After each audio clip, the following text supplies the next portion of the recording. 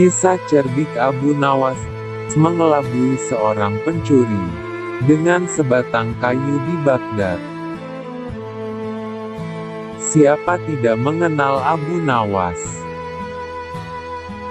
Dia adalah seorang pujangga Arab yang digambarkan sebagai sosok bijaksana dan jenaka.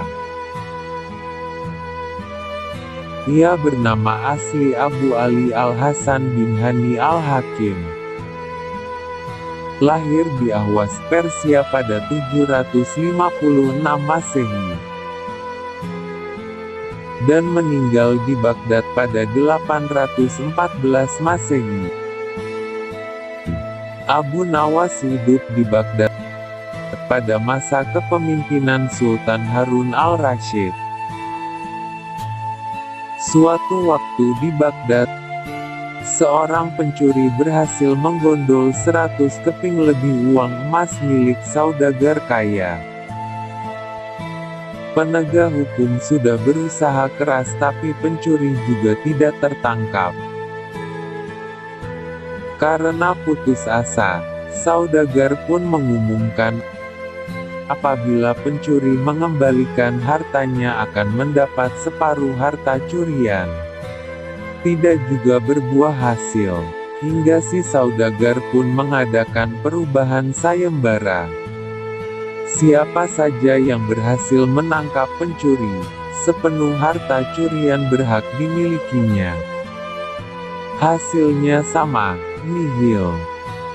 Tidak seorang pun berhasil menangkap si pencuri. Si pencuri begitu licik, diam-diam ia ikut dalam gerombolan warga dan berpura-pura mengikuti sayembara. Seorang penduduk berkata kepada hakim, "Mengapa Tuan Hakim tidak minta bantuan Abu Nawas saja? Bukankah Abu Nawas sedang tidak ada di tempat?" Kata hakim itu balik bertanya, "Kemana dia?"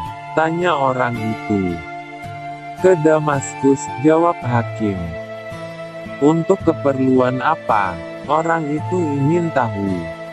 "Memenuhi undangan pangeran negeri itu," kata hakim. "Kapan ia datang?" Tanya orang itu lagi. "Mungkin 2 hari lagi," jawab hakim. Sesampainya Abu Nawas di Baghdad, ia pun menerima tawaran sayembara tersebut. Keesokan harinya, Abu Nawas mengumpulkan semua penduduk di depan gedung pengadilan. Ia hadir sekaligus membawa tongkat dalam jumlah besar. Tongkat-tongkat itu mempunyai ukuran yang sama panjang. Abu Nawas pun membagikan tongkat-tongkat itu kepada semua penduduk.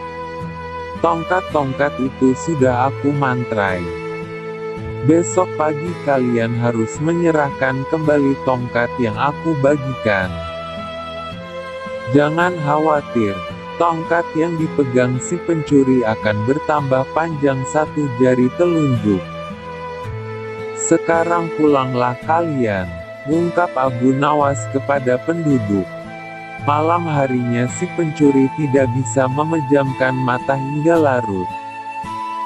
Ia terus memikirkan ucapan Abu Nawas tadi siang. Ia takut apabila tongkatnya memanjang dan esok semua penduduk mengetahuinya. Tanpa pikir panjang, si pencuri pun memotong tongkatnya sepanjang 1 jari telunjuk. Pagi hari orang mulai berkumpul di depan gedung pengadilan. Pencuri itu merasa tenang. Ia yakin statusnya sebagai pencuri tidak akan ketahuan. Sebab ia telah memotongnya sepanjang 1 jari telunjuk.